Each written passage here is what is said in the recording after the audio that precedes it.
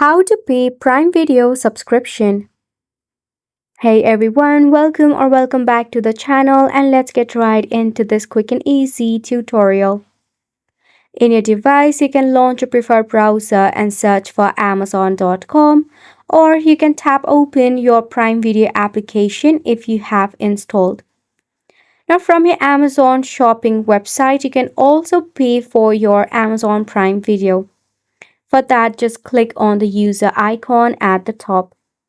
Now in here, to pay for it, you can head over and select on your membership and subscription. If you have subscribed to your Prime Video subscription, you will find it right over here. Now for the payment, you can enter your credit or debit card details such as the card number, name on the card, CVV, and the expiration date. If you have used any sort of payment application such as PayPal, GPay, CashPay, or any of the other, you will have to log in into the designated account.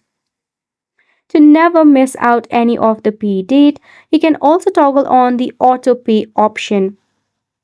In that case, in the designated due date, automatically charges will be deducted from your payment method. And don't worry, you'll be notified about it in your email address as well. This sums up the tutorial as well. Thank you so much for tuning in.